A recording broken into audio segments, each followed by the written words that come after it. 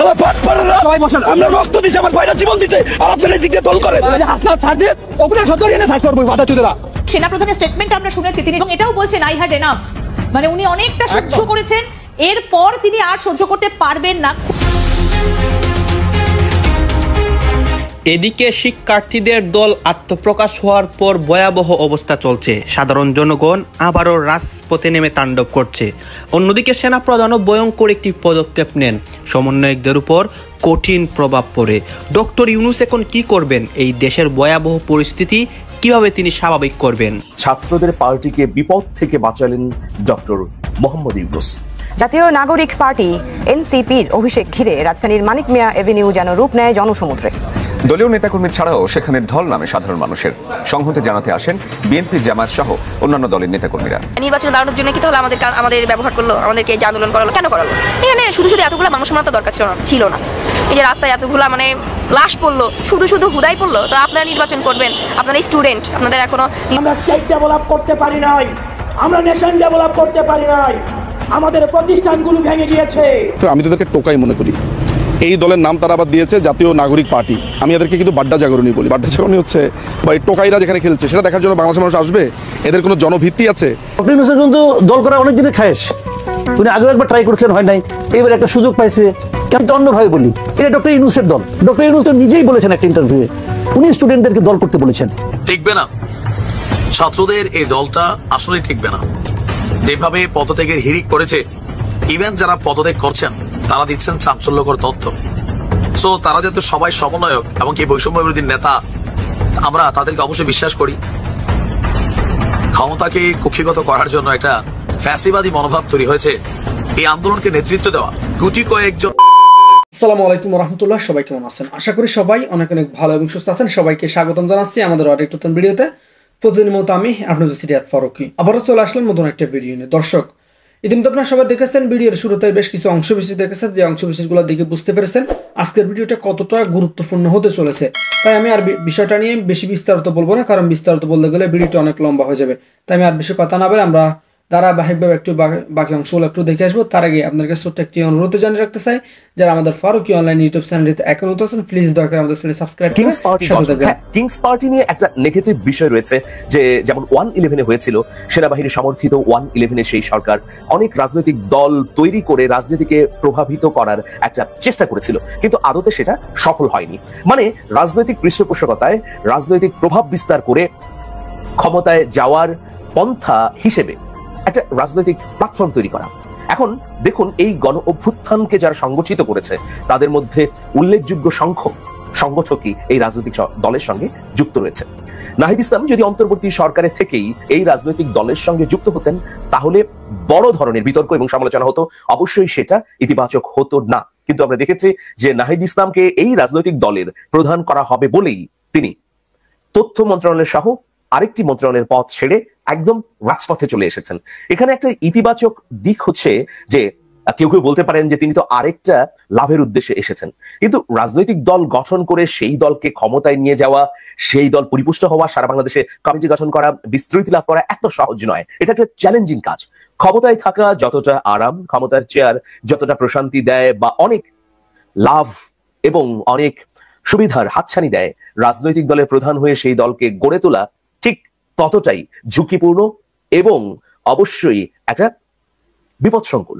তো যাই হোক, বড় বিপদ হচ্ছে যে এই সরকারের সরাসরি পৃষ্ঠপোষকতায় এই জাতীয় নাগরিক পার্টি গঠিত হচ্ছে কিনা। নাহিদ ইসলাম প্রথমত তিনি তার পদ ত্যাগ করে এই দলের সঙ্গে যুক্ত হয়েছেন, সেই জন্য সাধুবাদ পাবেন। দ্বিতীয়ত, আপনারা জানেন যে আজকে এই নতুন রাজনৈতিক দল আত্মপ্রকাশের অনুষ্ঠানে বিএনপি, জামাত সহ আরো অনেক রাজনৈতিক দলের প্রতিনিধিরা উপস্থিত ছিলেন, কিন্তু সরকারের কোনো প্রতিনিধি উপস্থিত ছিলেন না।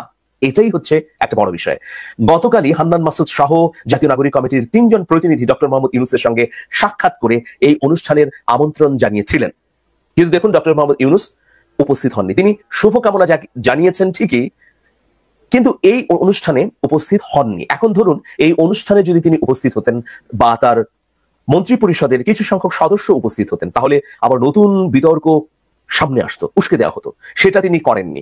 তিনি নিজে যেমন উপস্থিত হননি, একইভাবে তিনি অঘোষিতভাবে সবাইকে বলেছেন কেউ যেন এই নতুন রাজনৈতিক দলের আত্মপ্রকাশের অনুষ্ঠানে উপস্থিত না হন, সরকারে থাকা অবস্থায় কেউ যেন এই দলে যুক্ত না হন, এটা অঘোষিতভাবে তিনি সবাইকে বলে দিয়েছেন। ফলে আমরা দেখছি কি এই সরকারে ছাত্র প্রতিনিধি হিসেবে আরো দুজন উপদেষ্টা রয়েছেন, আসিফ মাহমুদ এবং মাহফুজ আলম। তারা কিন্তু এই দলটি সম্পর্কে যেমন কথা বলেননি, এই দলের উদ্বোধনী অনুষ্ঠানে থাকেননি, একইভাবে তারা এই দলের সঙ্গে যুক্ত নন বলেও সুস্পষ্টভাবে বিবৃতি দিয়েছেন। যেমন আসিফ মাহমুদের কথাই বলি, তিনি স্পষ্টভাবে বলেছেন যে আমি এই নতুন রাজনৈতিক দলের সঙ্গে যুক্ত নই। এই সরকারের গণতান্ত্রিক রূপান্তরের যে দায়িত্ব আমাকে দেওয়া হয়েছে সেই দায়িত্ব আমি পালন করছি, সুতরাং এই দায়িত্ব পালনকালে আমি নতুন কোন রাজনৈতিক দলের সঙ্গে যুক্ত থাকতে পারবো না, এটাই হচ্ছে নীতি। তবে বাংলাদেশে কোনো নতুন রাজনৈতিক দল শুধু নয়, বাংলাদেশের সকল রাজনৈতিক উদ্যোগী জনকল্যাণমুখী হবে এইরকমই প্রত্যাশা করি। এই নতুন রাজনৈতিক দল যেন জনগণের কাজ করতে পারে সেই সম্পর্কিত তিনি কোনো কথা বলেননি। তিনি মোটা দাগে বলেছেন জনগণই যেন তাদের রাজনৈতিক কার্যক্রমের মূল লক্ষ্য হয়। মানে নতুন এই দল জাতীয় নাগরিক কমিটিকে তিনি শুভেচ্ছাও জানাননি, স্পষ্ট করে বলেছেন যে আমি যুক্ত নই। তো সেই কারণেই আমি বলছি যে ডক্টর মোহাম্মদ ইউনূস নতুন বিতর্ক উস্কে না দিয়ে, নতুন বিতর্ক তৈরি না করে, মানে সেখানে উপস্থিত হলেই এই বিতর্কটি হতো, বড় একটা বিপদ থেকে, বড় একটা বিতর্ক থেকে নতুন রাজনৈতিক দলকে রক্ষা করেছেন। এটা অবশ্যই ডক্টর মোহাম্মদ ইউনূসের একটা প্রজ্ঞা বা দূরদর্শিতা। যদিও কিছুদিন আগে তিনি একটা বক্তৃতায় বলেছিলেন যে নতুনরা, ছাত্ররা রাজনৈতিক দল গঠন করবে, সেই দল জনগণের আকাঙ্ক্ষা পূরণ করবে বলে প্রত্যাশা করছি। এই ধরনের কথা বলার পরে অনেকেই উষ্মা প্রকাশ করেছেন যে ডক্টর মোহাম্মদ ইউনূসের তত্ত্বাবধানেই কি তাহলে নতুন রাজনৈতিক দলটি গঠিত হতে যাচ্ছে। প্রিয় দর্শক, আপনারা অনেকেই হয়তো জানেন যে 1/11 সময়েও ডক্টর মোহাম্মদ ইউনূস একটি রাজনৈতিক দল তৈরির জন্য প্রচেষ্টা চালিয়েছিলেন। নাগরিক শক্তি নামে ওই রাজনৈতিক দল কিছুদূর এগুলেও শেষ পর্যন্ত আর আলোর মুখ দেখেননি। সেই সময় ডক্টর মোহাম্মদ ইউনূস বলেছিলেন যে তিনি রাজনৈতিক উদ্যোগ নিয়েছিলেন বটে, তবে শেষ পর্যন্ত চিন্তা করে দেখলেন যে এই ধরনের উদ্যোগের সঙ্গে যুক্ত হওয়া আমার ঠিক হবে না। সুতরাং ডক্টর মোহাম্মদ ইউনূস যে এই রাজনৈতিক দলের সঙ্গে সরাসরি যুক্ত নন, তার দোয়া থাকতে পারে, তার পরোক্ষ ভালোবাসা থাকতে পারে, কিন্তু তিনি যে সরাসরি যুক্ত হননি এদের অনুষ্ঠানে এসে অথবা আনুষ্ঠানিক শুভকামনা জানিয়ে অথবা এই সম্পর্কিত কোনো বক্তৃতা বিবৃতি না দিয়ে, এটা অবশ্যই ইতিবাচক এবং এর মধ্য দিয়ে ছাত্ররা তাদের নতুন রাজনৈতিক দলটিকে বিতর্ক মুক্ত রাখতে পারলো বলে মনে করি। তবে এটা তো অবশ্যই একটা বড় দিক যে ছাত্রদের দলে নানা মত পথের মানুষ আছে। এখন এই মত পথের মানুষের আকাঙ্ক্ষা এই দলে কিভাবে প্রতিফলিত হবে? ধরুন একজন বাম করেন, তার ভেতরে যদি সেই মার্কসিস্ট চিন্তা থেকে থাকে তাহলে তো এখানে বিপত্তি ঘটবে। আবার ধরুন একজন ইসলামী রাজনীতির সঙ্গে যুক্ত ছিলেন, এখন জাতীয় নাগরিক পার্টিতে যুক্ত হয়েছেন, তিনি যদি ইসলাম প্রতিষ্ঠা করতে যান এই দলের মধ্য দিয়ে, তাহলে সেক্ষেত্রেও বিপত্তি ঘটবে। ছাত্ররা বলছে যে তাদের এই রাজনৈতিক দলটি হচ্ছে কেবলমাত্র অধিকার আদায়ের লক্ষ্যে গঠিত, মানে মানুষের যে অধিকার সেই অধিকার যেন প্রতিষ্ঠিত হয়, এই এজেন্ডা নিয়ে কাজ করবে জাতীয় নাগরিক পার্টি। এখন এই কথাগুলো 53 বছরে অনেকেই বলেছেন, অনেকে সুন্দর সুন্দর কথা বলেছেন। প্রত্যেকটা রাজনৈতিক দলের গঠনতন্ত্রে জনবান্ধব কর্মসূচি রয়েছে, জনবান্ধব নীতি, লক্ষ্য, উদ্দেশ্য রয়েছে, কিন্তু কাজের বেলায় তারা কিন্তু ঠিক উল্টোই আমরা দেখতে পাই। এই রাজনৈতিক দল জন আকাঙ্ক্ষা পূরণ করতে পারবে কি, এটাই এই মুহূর্তে বড় চ্যালেঞ্জ। আর আগামী নির্বাচন যখন অনুষ্ঠিত হবে সেই নির্বাচনের আগে এই রাজনৈতিক দলকে নিবন্ধনও নিতে হবে। নিবন্ধন নেওয়ার ক্ষেত্রে, প্রার্থী দেওয়ার ক্ষেত্রে অথবা রাজনৈতিক দল গড়ে তোলার ক্ষেত্রে সরকারের যদি পৃষ্ঠপোষকতা থাকে তাহলে আবারও কিন্তু প্রশ্ন তৈরি হবে। সরকারকে সরকারের মতো রেখে, সেখানে যেহেতু গণ অভ্যুত্থানের দুজন সংগঠক রয়েছেন সরাসরি যারা গণ অভ্যুত্থানে যুক্ত ছিলেন, তাহলে তাদের দায়িত্ব তারাই পালন করুক, আবার রাজনৈতিক দল স্বগতিতে চলুক, রাজনৈতিক দল সরকারের পৃষ্ঠপোষকতা ছাড়া একদম জনগণের হয়ে উঠুক, এইরকমই কিন্তু প্রত্যাশা আমাদের। এর ব্যত্যয় ঘটলেই আসলে সমস্যা হবে। যত কথাই বলি না কেন, আমরা বলতে পারি যে বিএনপি তো সরকারের থেকে তৈরি হয়েছে, জাতীয় পার্টি সরকারের থেকে তৈরি হয়েছে, বাকশাল তৈরি করেছেন শেখ মুজিব তার ক্ষমতাকালে, কিন্তু না, এখন মানুষ এই ধরনের প্রবণতা আর চায় না। টিকবে না, ছাত্রদের এই দলটা আসলে টিকবে না। যেভাবে পদত্যাগের হিড়িক পড়েছে, ইভেন যারা পদত্যাগ করছেন তারা দিচ্ছেন চাঞ্চল্যকর তথ্য। সো তারা যাতে সবাই সমন্বয়ক এবং কি বৈষম্য বিরোধী নেতা, আমরা তাদেরকে অবশ্যই বিশ্বাস করি। ক্ষমতাকে কুক্ষিগত করার জন্য একটা ফ্যাসিবাদী মনোভাব তৈরি হয়েছে এই আন্দোলনকে নেতৃত্ব দেওয়া গুটি কয়েকজন ছেলেদের মধ্যে। একদিকে আজকে গণতান্ত্রিক জাতীয় নাগরিক পার্টির আমরা দেখলাম যে তারা সামনে এসেছে, অপরদিকে ঠিক একদিন আগে গণতান্ত্রিক ছাত্র শক্তি নামক যে এই জাতীয় নাগরিক পার্টিরই ছাত্র টিম যেটা আত্মপ্রকাশ ঘটেছে, সেই টিম থেকে একের পর এক কেন্দ্রীয় নেতারা পদত্যাগ করছেন আর পাশাপাশি দিচ্ছেন চাঞ্চল্যকর তথ্য। আসুন দেখি ঘটনার প্রেক্ষাপট কি। দর্শক, বাংলাদেশ গণতান্ত্রিক ছাত্র সংসদ নামক যে টিমটার আত্মপ্রকাশ ঘটেছে গেল গতকালকে, এই দলটির সিনিয়র সদস্য সচিব ছিলেন রিফাত রশিদ। আজকে মানে গতকালকে আমি যখন নিউজটা করছি রাত্রে, তিনি ঢাকা বিশ্ববিদ্যালয় মধুর ক্যান্টিন সংবাদ সম্মেলনে তিনি জানিয়েছেন যে তিনি আসলে আজকে পদত্যাগ করেছেন। এখন কেন? আচ্ছা, আমরা আরো দুজনের দেখি কারা কারা পদত্যাগ করলেন। গণতান্ত্রিক ছাত্র সংসদ থেকে পদত্যাগের ঘোষণা দিয়েছেন পদপ্রাপ্ত রাজশাহী বিশ্ববিদ্যালয়ের 2 সমন্বয়ক। তারা তাদের ফেসবুক স্ট্যাটাসে লিখছে যে কমিটিতে ঢাকা এবং ঢাকা বিশ্ববিদ্যালয় কেন্দ্রিক যে আধিপত্য, সেইটার প্রতিবাদে তারা পদত্যাগ করেছেন। আরেকজন মেয়ে জেমিন সম্ভবত সেও পদত্যাগ করেছেন। দাবি একই। আমরাও কিন্তু এই কথাটাই বলছি যে আপনারা 10-12 জন বন্ধু বান্ধব মিলা টোটাল সবকিছুর আপনারা বাপ মা, সারা বাংলাদেশের পোলাপাইনগুলার আসলে ভূমিকা কি? আপনারা তো ক্ষমতার জন্য সবই করছেন, আপনাদের স্পষ্ট টার্গেট ক্ষমতা, আর কিছুই না। প্রাইভেটের ছাত্ররা বলছিল যে আমরা আন্দোলন শেষে পড়াশোনাতে ফিরে গেছি। এরা কি করছে? এরাই টাকা পয়সা কোথায় পাইছে রাজনীতি করার জন্য? এই প্রটোকল কোথায় পাচ্ছে? এদের ইন্টেনশন ক্ষমতা। এদের প্রথম দাবি ছিল কোটা। আমরা এটা নিয়ে আসছি ভাই। প্রাইভেটের বক্তব্য শুনছেন তো, আমার আগের ভিডিও শুনে নিবেন, অথবা কালের কণ্ঠে ছাত্রদের বিশাল একটা ক্ষুদ্র প্রতিক্রিয়া জানিয়েছে কালের কণ্ঠ পত্রিকায়। আচ্ছা, এখন যারা পদত্যাগ করেছে তাদের বক্তব্য কি? তাদের বক্তব্য হচ্ছে যে বৈষম্য বিরোধী ছাত্র আন্দোলনের একাংশের নেতৃত্বেই আত্মপ্রকাশ করেছে বাংলাদেশ গণতান্ত্রিক ছাত্র সংসদ। প্রাইভেটের তারা সাধারণত মারামারি হয়েছেই, এরপরে তারা যাদেরকে নিয়ে করছে সেখান থেকেও পদত্যাগ শুরু। আর যদি দেখি আপনার 205 সদস্যের যে পূর্ণাঙ্গ কমিটি ঘোষণার কয়েক ঘন্টার ব্যবধানে পদত্যাগ করছেন একের পর এক। ফেসবুক পোস্টে মেহেদী সজীব লিখছেন, বাংলাদেশ গণতান্ত্রিক ছাত্র সংসদের কেন্দ্রীয় কমিটিতে যুগ্ম আহ্বায়ক হিসেবে আমার নাম বলা হয়েছে। আমি আগেই বলেছি, আমার স্ট্যান্ডও বলেছি, ক্লিয়ারও করেছি, কিন্তু যে নতুন বন্দোবস্তের নামে ঢাকা এবং ঢাবি কেন্দ্রিক নয়া ফ্যাসিবাদী মনোভাবের যে উত্থান লক্ষ্য করা যাচ্ছে, তার প্রতিবাদে আমরা এই প্ল্যাটফর্মে থাকতে রাজি না। আর আমার ইচ্ছা ব্যতীত আমাকে এই দলটাতে সম্পৃক্ত করার জন্য নিন্দা জানাচ্ছি। রাজশাহী বিশ্ববিদ্যালয়ের শিক্ষার্থীর জন্যই আমি আজ মেহেদী সজীব হিসাবে গড়ে উঠেছি। আমার বার্তা, ঢাকা ঢাবি কেন্দ্রিক ফ্যাসিবাদী মনোভাব সরাইতে হবে। এই দলের অংশজনরা যতক্ষণ এখান থেকে বের হয়ে আসতে না পারবে, বিকেন্দ্রীকরণের দিকে মনোযোগ না দিবে, ততদিন তাদের সাথে কোন ধরনের রাজনৈতিক বোঝাপড়ায় আমরা যাব না। তাই পদত্যাগ করলাম। পদত্যাগের বিষয়ে সালাউদ্দিন বলছেন, ছাত্রদের নতুন রাজনৈতিক দলটা সার্বজনীন হতে পারত, এটা কিন্তু বাস্তব। কিন্তু তাদের বর্তমান অবস্থার কারণে দলটার মধ্যে শিক্ষার্থীরা বিশ্বাস রাখতে পারছে না, জনগণ না। জুলাই অভ্যুত্থানের সবচেয়ে বড় শক্তি ছিল শিক্ষার্থীরা। সেই শিক্ষার্থীদের পালসের বাইরে গিয়ে রাজনীতি করা সম্ভব নয়। তো এখানে অনেকজন অনেক মন্তব্য করেছেন। এখানে বলছি যে সিন্ডিকেট, আমরা বলি এই দেশে ব্যবসায়ীরা সিন্ডিকেট, অমুকরা সিন্ডিকেট, রাজনীতিবিদরা সিন্ডিকেট। যে লঙ্কায় যায় তার ভিতরে রাবণের মেন্টালিটি চলে আসে। যে জামাতের কাঁধে ভর করে রাজনীতির মেটিকুলাস প্ল্যান হয়েছে, সে জামাতি এখন খবর নাই। বিএনপির অবস্থা তো আরো কাহিল। ইউনূসের উপর কেউ ভরসা রাখতে পারছে না। ইতিহাসের সুপার হিরো থেকে আবার যেন সুপার ভিলেন না হয় ডক্টর মোহাম্মদ ইউনূস। শেখ হাসিনার যখন যুগ ছিল তখন এক ধরনের সিচুয়েশন ছিল, বাট অনেকেই তো দেখলেন।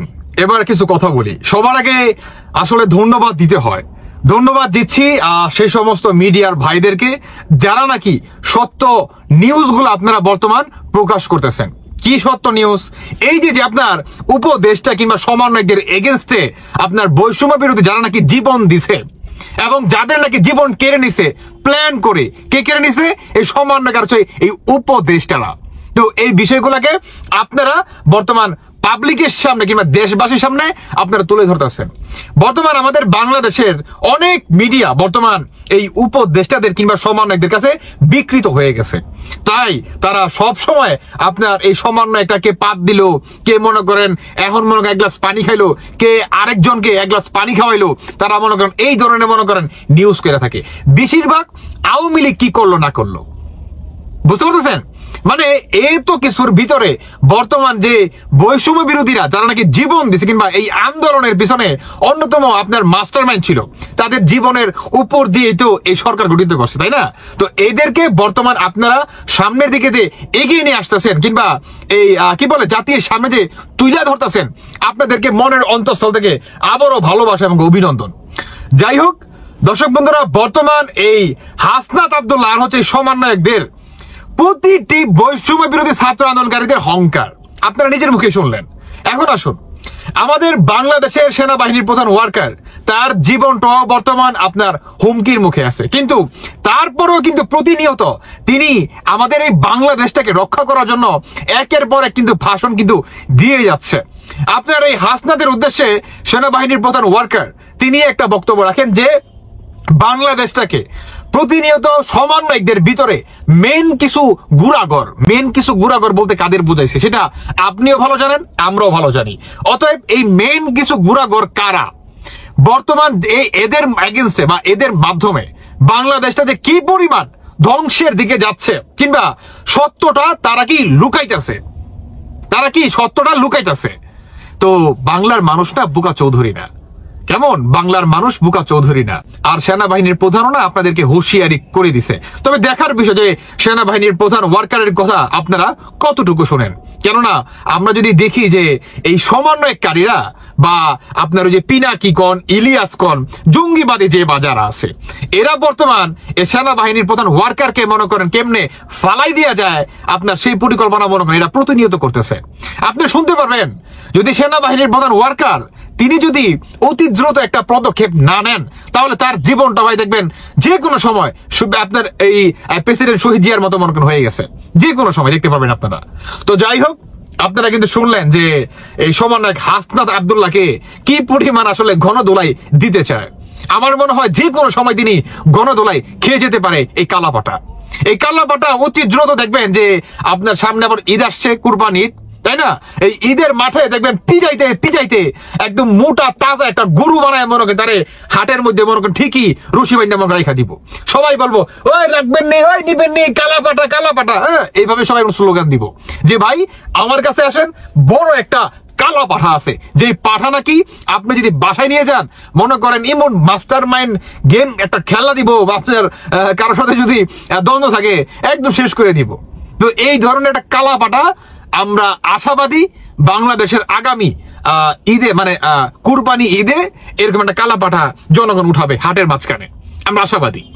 দর্শক বন্ধুরা, যাই হোক, বলছিলাম সেনা প্রধানের যে বক্তব্য, সেই বক্তব্যকে নিয়ে দেশ জুড়ে এখনো যখন উত্তেজনা বিরাজ করছে এবং সেই বক্তব্যের পরে আমরা এরকম চিত্রও দেখেছি, সমন্বয়কদের জেলে যাওয়ার ঘটনাও দেখেছি আমরা। রাজশাহীতে 4 জন সমন্বয়ককে পুলিশে দেয়া হয়েছে। তারা বারিন্দ মেডিকেল কলেজে চাঁদা চাইতে গিয়েছিল, সেখানে ছাত্ররা ধরে তাদেরকে পুলিশে দিয়েছে। আর্মি এসেছিল, তারা ক্ষমা চেয়ে সেখান থেকে রক্ষা পাওয়ার চেষ্টা করেছে পরবর্তীতে, কিন্তু সেটা হয়নি, তাদেরকে পুলিশে দেয়া হয়েছে।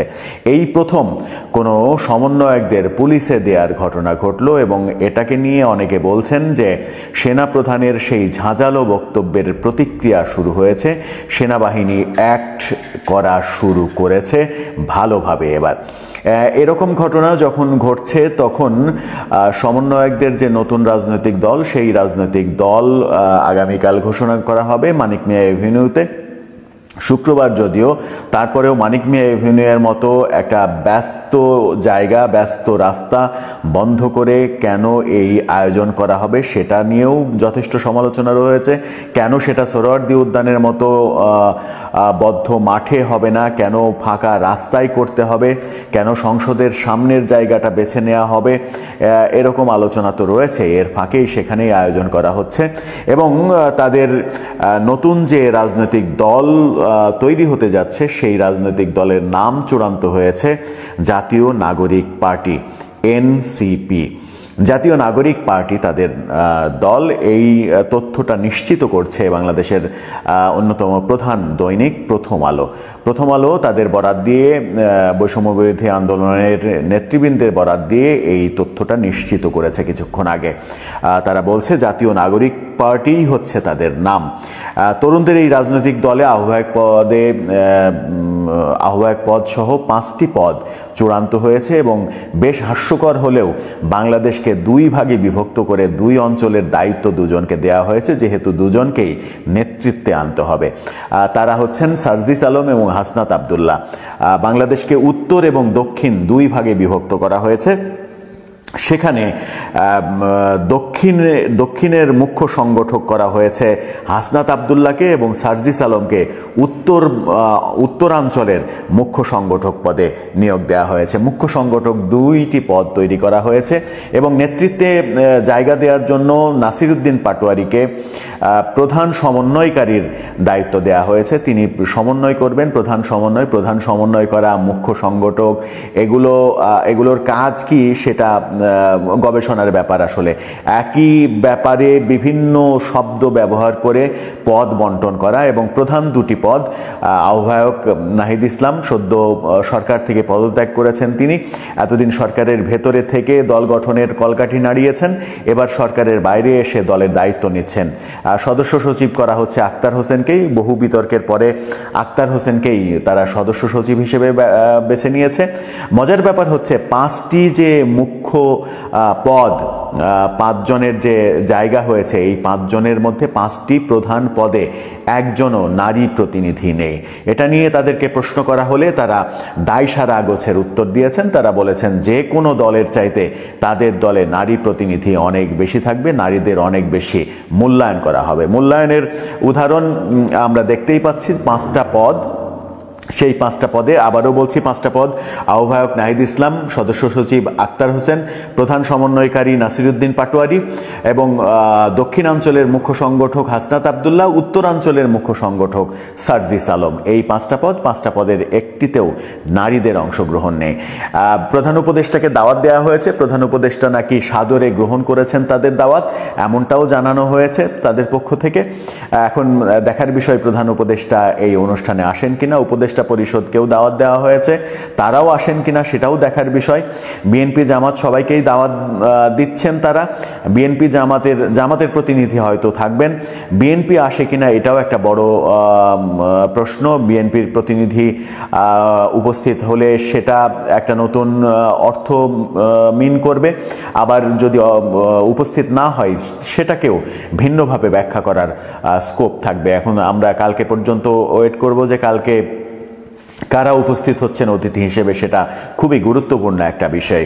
এই প্রস্তুতি যখন চলছে, তারা যখন এরকম প্রস্তুতি নিচ্ছে, তখন দেশে আইন শৃঙ্খলা পরিস্থিতির চরম অবনতি এবং আজকে ঢাকা বিশ্ববিদ্যালয়ে তাদেরই যে বৈষম্য বিরোধী ছাত্র আন্দোলন থেকে যে নতুন ছাত্র সংগঠন তৈরি হয়েছে, গতকালকে মারামারি হয়েছে, ব্যাপক মারামারি হয়েছে গতকালকে। আমরা আমাদের ভিডিওতে কম বলেছিলাম, কিন্তু সেটা আসলে ব্যাপক আকারে মারামারি হয়েছে। বেশ কয়েকজন হাসপাতালে রয়েছে এবং সেই ঘটনার জন্য আজকে বাকের কাদের, যারা এই নতুন ছাত্র সংগঠনের নেতা, তারা আজকে ক্ষমা চেয়েছে, বেসরকারি বিশ্ববিদ্যালয়ের ছাত্রদের কাছে ক্ষমা চেয়েছে। সেই তুলকালাম কাণ্ড এখনো চলছে, ক্ষমা চাওয়ার ব্যাপারগুলো চলছে এবং তাদের মধ্যে একজন নেতা, নামটা এই মুহূর্তে মনে করতে পারছি না, তারা সেই নেতা আবার পদত্যাগও করে ফেলেছেন একদিনের মধ্যে। এই ঘটনা যখন ঘটছে তখন দেশের আইন শৃঙ্খলা পরিস্থিতি একেবারে তলানিতে অবস্থান করছে। সবাই যখন ভাবছেন স্বরাষ্ট্র উপদেষ্টাকে সরিয়ে দেওয়া উচিত, তার বদলে অন্তত ব্রিগেডিয়ার সাখাওয়াতকে আবার নিয়ে আসা উচিত, তখন ব্রিগেডিয়ার সাখাওয়াত সেনাবাহিনী প্রধানের বক্তব্য নিয়ে একটি মন্তব্য করেছেন। বলেছেন সেনাবাহিনী প্রধানের বক্তব্য খুবই অর্থবহ, তিনি না জেনে না বুঝে অর্থহীন কোনো কথা বলেননি। অর্থাৎ ব্রিগেডিয়ার সাখাওয়াত পরোক্ষভাবে সেনাপ্রধানের যে হুঙ্কার, যে হুমকি, সেনাপ্রধানের যে সাবধানবাণী, সেটাকে গ্রহণ করে নিলেন। তার মানে ব্রিগেডিয়ার সাখাওয়াতও বুঝছেন যে সরকার আসলে কাজ করছে না। পরোক্ষভাবে হলেও তিনি স্বীকার করে নিয়েছেন যে সরকার আসলে কাজ করতে পারছে না, সরকার পুরোপুরি ব্যর্থতার দিকে যাচ্ছে। স্বরাষ্ট্র উপদেষ্টার প্রসঙ্গে তাকে প্রশ্ন করা হলে তিনি বলেছেন এই প্রশ্নটা স্বরাষ্ট্র উপদেষ্টাকেই করেন। তার মানে ব্রিগেডিয়ার সাখাওয়াতও যে বিরক্ত সরকারের কর্মকাণ্ডে, তাকে যে স্বরাষ্ট্র উপদেষ্টা থেকে সরিয়ে দেওয়া হয়েছিল, পরিণতি যে কত ভয়াবহ হয়েছে সেটা আজকে দেশের মানুষ যেমন টের পাচ্ছে, সরকারও টের পাচ্ছে। এরকম পরিস্থিতি যখন চলছে তখন ভারতীয় একটা গণমাধ্যম আজতক বাংলা, সেখান থেকে বেশ কিছু খবর দেয়া হচ্ছে। সেই খবরটা গুজব, মিথ্যা, বানোয়াট নাকি সত্য সেটা সময়ই বলে দেবে। তারা বলতে চাচ্ছে যে জুলাই আগস্ট যে বিপ্লব হয়েছে, শেখ হাসিনা বিরোধী যে আন্দোলন হয়েছে, সেই আন্দোলনে আমেরিকা, চীন, কাতার সহ বিভিন্ন দেশ থেকে বিপুল পরিমাণ টাকা এসেছে বাংলাদেশে, এবং সেই টাকার ভাগ বাটোয়ারা হয়েছে সমন্বয়ক, উপদেষ্টা যারা এখন বিভিন্নভাবে কাজ করছেন তাদের অ্যাকাউন্টে, এবং তাদের বিটকয়েন অ্যাকাউন্ট তৈরি করা হয়েছে। এরকম তথ্য তারা দেওয়ার চেষ্টা করছেন, বিটকয়েন অ্যাকাউন্টের স্ক্রিনশট সহ।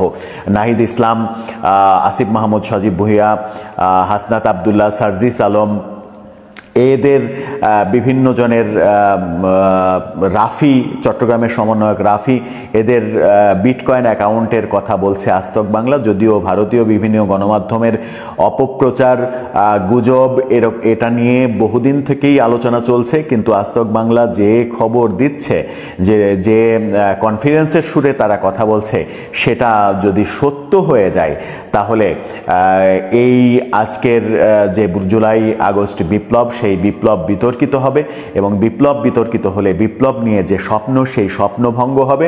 সব মিলিয়ে আমরা একটা অন্ধকারের মধ্যে চলে যাব।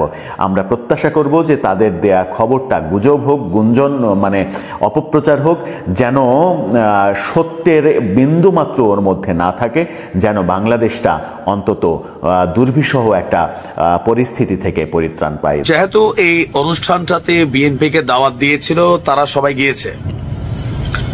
আসসালামু আলাইকুম। ছাত্রদের নতুন দলটিকে স্বাগত জানিয়েছেন জনাব তারেক রহমান। আর এই প্রোগ্রামটার আত্মপ্রকাশ অনুষ্ঠানে উপস্থিত ছিল বিএনপির প্রতিনিধি দল, আমরা দেখেছি সেখানে উপস্থিত ছিল। তো সেই প্রতিনিধি দলের সামনেই আজকে ছাত্রদের বেশ কিছু বক্তব্য ছিল, যে বক্তব্যগুলো কোথাও না কোথাও বিএনপির সাথে সম্পূর্ণ সাংঘর্ষিক একটা রূপ তৈরি হয়ে গেছে। অতীতেও ছিল, এখনো আছে, ভবিষ্যতে হবে। কারণ এই আন্দোলন পরবর্তী সময়ে ছাত্রদের যতগুলো সিদ্ধান্তের ব্যর্থতা, এটার মেইন রিজন হচ্ছে বিএনপি। ইভেন যেই ইস্যুগুলো নিয়ে বিএনপি একদম স্ট্রং, আর এই দলটাকে বিএনপি আগাগোড়া মনে করে ডক্টর ইউনূস নিজের মেধা বুদ্ধি খাটিয়ে আগামী দিনে তার স্বপ্নকে বাস্তবায়ন করতে, প্লাস তরুণদের স্বপ্নকে বাস্তবায়ন করতে কিংস পার্টি হিসাবে এই দলটাকে তৈরি করেছে। এখন আজকে উদ্বোধনের দিন বা সূচনার দিন তারা যে বক্তব্যটা দিয়েছে, বিএনপি এটাতে শতভাগ দ্বিমতে আছে। কোনটা? সংবিধান পরিবর্তন নিয়ে ছাত্ররা অনেক চেষ্টা করছে, কিন্তু বিএনপি কিন্তু এখান থেকে সরে নাই। আর এই সংবিধান না সরার কারণে রাষ্ট্রপতির চুপ্পু কিন্তু এখনো ক্ষমতায় আছে। কি ঘোষণা দিল দলটির যিনি প্রধান নাহিদ ইসলাম, তিনি বলছেন, আমরা মনে করি জুলাই 2024 এই গণঅভ্যুত্থানে আমাদের সেকেন্ড রিপাবলিক প্রতিষ্ঠার লড়াই সূচনা করেছে। একটি গণতান্ত্রিক নতুন সংবিধান প্রণয়নের মাধ্যমে আমাদের সাংবিধানিক স্বৈরতন্ত্র পুনঃপ্রতিষ্ঠার সকল সম্ভাবনার অবসান ঘটাতে হবে। তো আমাদের সেকেন্ড রিপাবলিক প্রতিষ্ঠার জন্য গণপরিষদ নির্বাচনের মাধ্যমে একটি নতুন সংবিধান প্রণয়ন আমাদের অন্যতম প্রাথমিক লক্ষ্য। আমাদের সেকেন্ড রিপাবলিককে জাতীয় স্বার্থ সুরক্ষায় শক্তিশালী প্রতিরক্ষা ব্যবস্থা গড়ে তোলা হবে। ভেঙে পড়া রাজনৈতিক, সামাজিক, অর্থনৈতিক, সাংস্কৃতিক প্রতিষ্ঠানগুলো পুনরায় গড়ে তোলা এবং তাদের গণতান্ত্রিক চরিত্র রক্ষা করা হবে আমাদের রাজনীতির অগ্রাধিকার। এর মধ্যে দিয়ে আমরা একটি পরিপূর্ণ গণতান্ত্রিক রাষ্ট্র হিসাবে আবির্ভূত হতে পারবো। আসলে পারবে? আমার মনে হয় না। অনেকে ভাববে যে কেন মনে হয় না, কারণ তাদের যে টিমটা, এটা তো এমনিতে ভাই এখন সিন্ডিকেট হিসেবে দাবি করা হচ্ছে যে এরা একটা সিন্ডিকেট। যতগুলা টিম তৈরি হয় এরা সবাই 8, 10, 15, 20 জন, এরাই সবগুলার প্রধান থাকে, অথবা এদের বন্ধু বান্ধব আর ঢাবি কেন্দ্রিক। যদি গণতান্ত্রিক হতো তাহলে সারা বাংলাদেশের ছাত্রদেরকে নিয়ে রাজনৈতিক দলটার একটা উত্থান হয়তো, কমিটিতে জায়গা পাইতো। আর যাদেরকে জায়গা দেওয়া হয়েছে, ওই যে কেউ গাড়ির দরজা খোলা টাইপের পোস্টে আছে, বেসরকারি ছাত্ররা বলছিল। আবার স্টেক হোল্ডারদের মধ্যে থেকে কাকে মূল্যায়ন করা হয়েছে, এটা নিয়েও কিন্তু প্রশ্ন আছে। এখন এই যে সংবিধান পরিবর্তন, এটা ছাত্ররা পারবে কখন? নিরঙ্কুশ তারা যদি জনপ্রিয়তা পাইয়া আসন জয় করে তারা সংসদে যায় তখন। এখন তারা চাপ দিয়া সংবিধান কোথায় বদলাবে? এটা এই ডক্টর ইউনূসের এই সরকারের কোমরে আসলে এতটুকু শক্তি নাই যে সংবিধানে হাত দিবে। ইভেন এটা নিয়ে অনেক ধরনের আলোচনা চলছে, কিন্তু এটা সফলতার মুখ দেখে নাই। বিএনপির স্পষ্ট বক্তব্য, সংবিধান পরিবর্তন হবে না, প্রয়োজনে সংস্কার করেন যে যে জায়গায় দরকার। এখন অনেকে ভাবতে পারেন কেন বিএনপির 72 সংবিধানটা রাখতে চায়, আওয়ামী লীগের আমলে করা হলেও কারণ আছে। বি অনেস্টলি, এই সংবিধানটার যেই সিস্টেম তৈরি করা হয়েছে, সেই সিস্টেমে অনেক কিছুই আছে যেটা বিএনপির জন্য ফয়দাজনক, আওয়ামী লীগের জন্য ফয়দাজনক, জামাতের জন্য ফয়দাজনক, জাতীয় পার্টির জন্য জনক। এখন যারা ছাত্ররা আছে তারা আসলে কি ওই ফয়দা সরানোর জন্য সংবিধান সরাতে চাচ্ছে, নাকি এটা আওয়ামী লীগ করছে এই কারণে সরাইতে চাচ্ছে, সেটাই হচ্ছে মূল বিষয় আলোচনার। কারণ তারা মনে করছে জিয়াবাদ আছে, এই দেশে মুজিববাদ আছে, তারা নতুন বাদ তৈরি করবে, গণতন্ত্রের ইমাম নাহিদবাদ হয়তো হইতে পারে। এই কথাটা কেন বললাম? হান্নান মাসুদ বলছে গণতন্ত্রের ইমাম হচ্ছে নাহিদ, চাটুগাড়িতে করতেছে। আমরা আজকে যে সারা দেশে আলোচিত এবং সমালোচিত যে খবরগুলো আছে, সেগুলো বেশ কিছু ভিডিও আপনাদের মাঝে তুলে ধরার চেষ্টা করেছি, যেগুলো ভিডিও দেখে আপনাদের মতামত অবশ্যই কমেন্ট করে জানাবেন। এখানে আমাদের ব্যক্তিগত কোনো মতামত নেই। আপনারা ইতিমধ্যে ভিডিওগুলো দেখেছেন, যে ভিডিওগুলো দেখে বুঝতে পেরেছেন আজকে ভিডিওটি কতটুকু গুরুত্বপূর্ণ ছিল। তো অবশ্যই যারা এতক্ষণ পর্যন্ত আমাদের সাথে ছিলেন তাদেরকে অসংখ্য ধন্যবাদ জানিয়ে এখানে শেষ করবো আজকের ভিডিও। ভালো থাকবেন, সুস্থ থাকবেন, আল্লাহ হাফেজ।